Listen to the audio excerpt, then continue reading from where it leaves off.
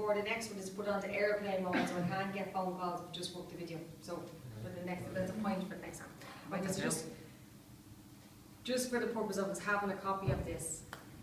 And you'll notice as well, I talk on Friday about how those points came in. They didn't just all come in together.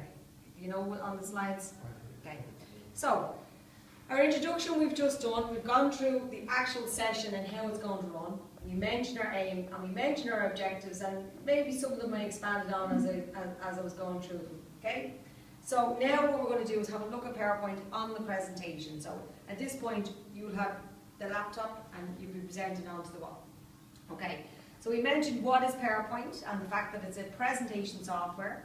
It's also called an application software, and the one we're using happens to be made by Microsoft, but there are other presentation software out there.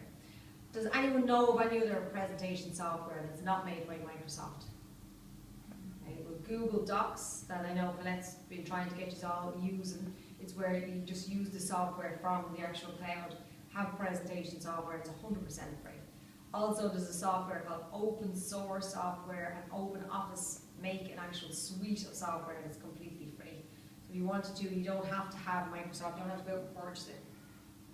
Okay, so some of the do's and don'ts of PowerPoint. As you can see from that slide, there's an awful lot of text and it's very, very small. So it's very hard for us to see. Okay, so like I said to you before, that Microsoft is a visual presentation. So if you're using PowerPoint, use it to create something visual for the learner. So usually what I do is I work with kind of visual prompts rather than just text. And the text is either in my head or on the notes pages. Okay?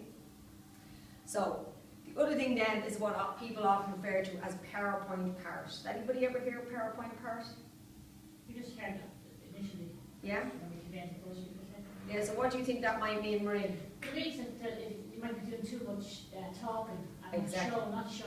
not visually showing something. Exactly. You're talking all the time. Yeah, that's exactly it. So you're talking all the time and usually you're just kind of repeating what's already on the slides. Yeah.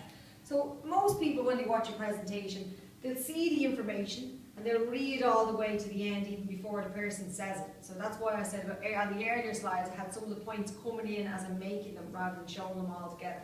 What also prevents happening is I don't just read literally like I'm reading from a page in front of me or reading from the screen exactly what's on the screen. So people can read for themselves. You don't need to just read it. What you're hoping the presenter is going to bring is what's not on the slides. Okay? And then just to say humour sometimes. So here's a visual representation. It says, okay, our father wanted to get a mouse. How do we use it? And you can see the man has an actual mouse in the mouse trap. So I'm using the visual presentation to try and present some information about computer beginners from the start. And sometimes a visual picture rather than a million words says a lot more. Okay? Then the next slide talks about really what we want on any presentation, that everything is kind of standardized across the slide. So if you're going to use a font size 18 and a particular type of font and a particular colour, continue that as a theme across your slides. So if it's all your titles are one particular way and all of your bullet points are another different way. But if it's all too much and too busy, it just becomes distracting for the person taking in the information. Alright, so you with me so far? Okay. So another way we can create a visual presentation is by inserting pictures and clip art. So we had a look at clip art before and we kind of picked up that clip art are usually lesser quality pictures. They're more kind of cartoon or animated pictures, but they still have their place, especially with regards to humour, you know, clip art. And when you're teaching students for the very first time, clip art is a very easy tool for them to use. Just be warned that clip art are images that are stored already on your computer when you buy them. There was a big trend at one point for people to buy discs with clip arts and have thousands of pictures and put them on their computer, which you can imagine that takes up a huge amount of space. So what we do now is we usually tend to use pictures that are on our computer or on the internet or on the cloud, you know, in other words, online storage. So you may have your own photographs that you choose to use, or the lesson that we covered already on Google Images that allows you to search for pictures, and you're going to have a much higher quality of pictures that you're going to use. And people much prefer to look at pictures than they do at text when you're trying to make a point. Okay? And then transitions between slides so that your PowerPoint presentation isn't too you know, all the same. A little bit of movement between the slides or a little bit of movement on the slides, and just what you heard there was a little bit of sound popping in as well. So it's just really to keep the people motivated, interested, even sometimes I say awake, you know, because death by PowerPoint is a very common disease in presentation. The lights go out, the room gets warm, and all of a sudden people go in, and myself included, go into that kind of snooze mode. So your slides need to keep people interested. So to try and use some of the techniques that we learned in our basic class. So you can do things like animations. In other words, parts of the slides actually move. It could be the text, it can be the pictures, you know, depending on what it is that you do. And if you want to make a particular point important, animate that point, because it draws the attention to the actual part that you've added the animation to. See that there, where that was animated? Okay, and then again, another use of humour, just an actual visual, really to remind people about taking breaks, but also using humour. PowerPoint can be great for that, especially when you're working with adult learners. They enjoy that. They enjoy, you know, the idea that it's not just so serious all of the time. Okay, don't be afraid to incorporate that into your presentation. So that's a very quick overrun of a basic introduction to PowerPoint and kind of some of the do's and don'ts. Now what I'd like for you guys to do is I'd like you to log on to your laptops there on the desk, and I'm going to walk around and give you your exercise. I have an exercise here, and the purpose of this exercise is to get you to create a 3-slide layout so that we can recap on the learning that's happened. And also, the thinking behind it, really, the rationale, is that you can take this exercise home with you and practice at home if you wish. Is that okay? So I'm just going to hand you out a sheet of paper, okay? And if anybody has any difficulties, let me know. So I'm going to give you 3 minutes for this exercise.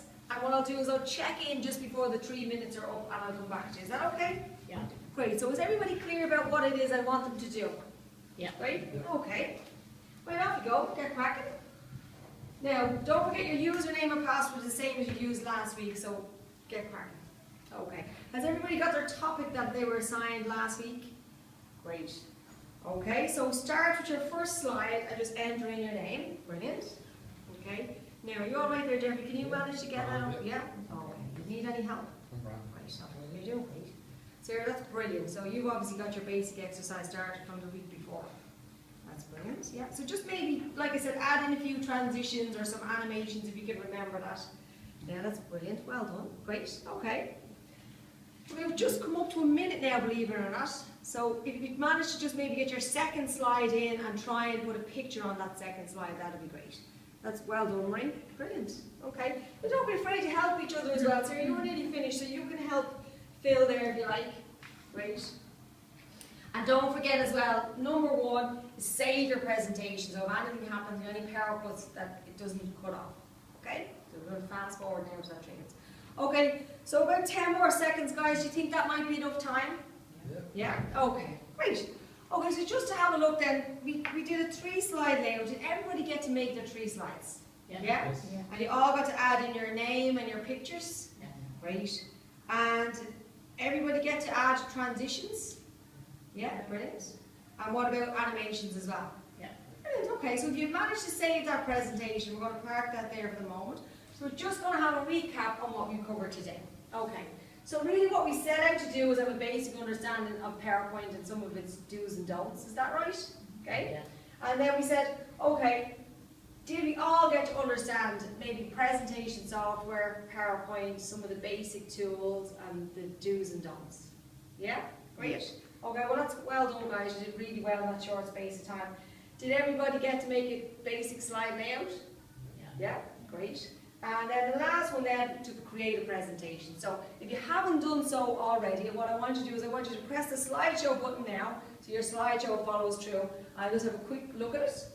Excellent, yeah, brilliant, great. Oh yeah, I can hear a little bit of sound going on there. Brilliant, great, Marie. Excellent. Okay, so that's it, guys. Today we've covered what we set out to do on a basic understanding of PowerPoint. Next week we're going to have a look at some of the more advanced features. Thanks very much.